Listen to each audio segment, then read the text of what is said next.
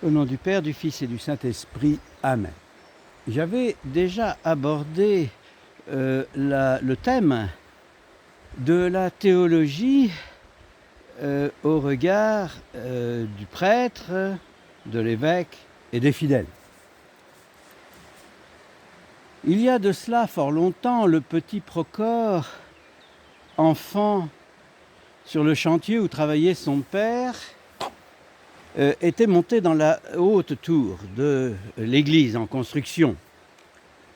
Et il est tombé.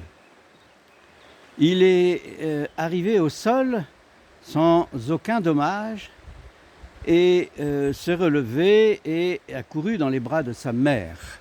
Ceci a été considéré comme un grand miracle dû à l'intercession de la mère de Dieu qui a protégé son enfant Procore. Je crois qu'il avait une dizaine d'années. Et puis, le temps passant, ce petit garçon est devenu un homme de grande sagesse, un ermite qui s'est retiré dans les forêts de Sarov sous le nom, en tant que moine, de Séraphin. Saint Séraphin de Sarov, vous le connaissez tous et vous l'aimez tous parce qu'il représente tellement de choses à nos yeux, tellement de sagesse et de porteur de l'Esprit Saint. Pneumatophore. Saint Séraphin de Sarov était-il un grand théologien? Alors oui, d'un point de vue de ce qu'il a transmis, notamment à son disciple Motovilov, disciple et ami, mais surtout à ce qu'il a destiné à tous, sa parole qui est celle de l'Esprit Saint de Dieu par l'Esprit Saint, par cette hypostase non définissable, mais connaissable par son expression et sa manifestation et l'inspiration qu'il nous donne. C'est ainsi que Séraphin, n'ayant pas fait d'école de théologie, de séminaire, etc., mais nourri au feu de la foi et à cette incroyable puissance de l'amour transmis par les prêtres et par toute la liturgie et par la lecture des pères, est devenu de ce fait un grand théologien, mais non pas issu d'une école de théologie, ni du séminaire, mais parce que l'Esprit Saint a parlé par lui-même. Ainsi, faut-il que nos prêtres, nos évêques, nos diacres soient des savants docteurs en théologie, ou bien y a-t-il une autre voie, une autre solution? Alors les deux voies, celle de l'inspiration par l'Esprit Saint et la réflexion personnelle, la méditation et la compréhension des évangiles et de l'enseignement des pères et de tout ce que représente la foi chrétienne, en direct, inspiré par l'Esprit, ou par une étude approfondie et comprise, non pas seulement une étude formelle. Ces deux solutions, ces deux voies sont nécessaires. Elles sont complémentaires, c'est une évidence, mais l'une comme l'autre peuvent se suffire à elles-mêmes. Le peuple, vous le savez, qui se nourrit de la foi en Christ de façon récurrente tous les dimanches, ce rythme régulier dominical et en quelque sorte pascal, nourrit donc la foi des fidèles. Et c'est par la parole transmise par le prêtre que cette nourriture devient effective et compréhensible. Le prêtre ou l'évêque, s'il est par trop imbu de connaissances théologiques complexes acquises à l'institut, au séminaire ou à l'école de théologie, va transmettre des connaissances par des mots difficiles et des concepts difficiles, va transmettre quelque chose qui sera mal intégré par les personnes, mal compris, mal digéré.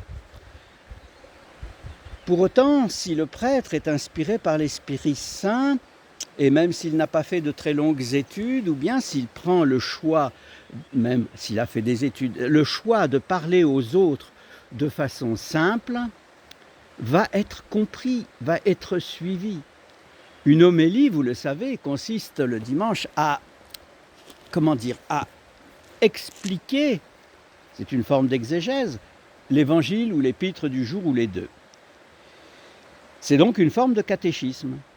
Et cette forme d'enseignement, soit il est complexe et on ne comprend rien, et très long et on s'endort, soit il est court, soit cette exégèse est courte, cet enseignement est court, et soit donc on est, avec des mots simples, mieux compris.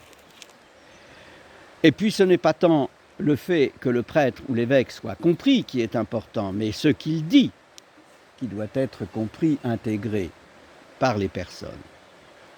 Aussi bien donc, l'enseignement doit être une affaire d'inspiration spirituelle et de compréhension personnelle. Il m'a été donné de voir de nombreuses fois des prêtres venir à moi sans grande formation théologique, mais avec un cœur grand comme ça, avec une âme ouverte aux autres, et où il est indéniable que l'Esprit parlait par leur bouche et leur âme.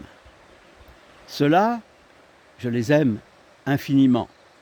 Je les respecte en totalité. Et puis il y a aussi d'autres prêtres qui ont des formations théologiques très complexes et très abouties, et qui ont la sagesse de transmettre de façon simple, parce qu'ils cultivent dans leur vie de tous les jours la simplicité, l'humilité, et parce qu'ils cultivent aussi tous les jours dans leur vie donc quotidienne l'humour et la compassion, l'empathie, transmettent donc un enseignement d'une très grande simplicité et en même temps d'une très grande profondeur.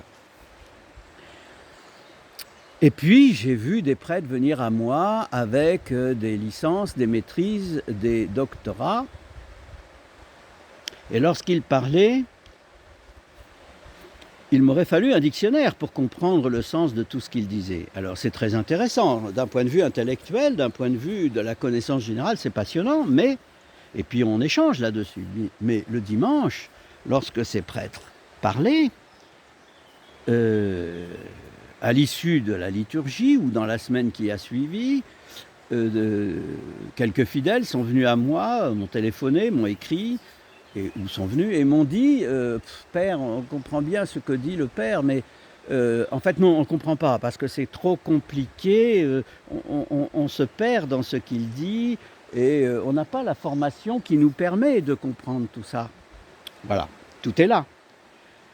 La simplicité s'accorde totalement à la nécessité.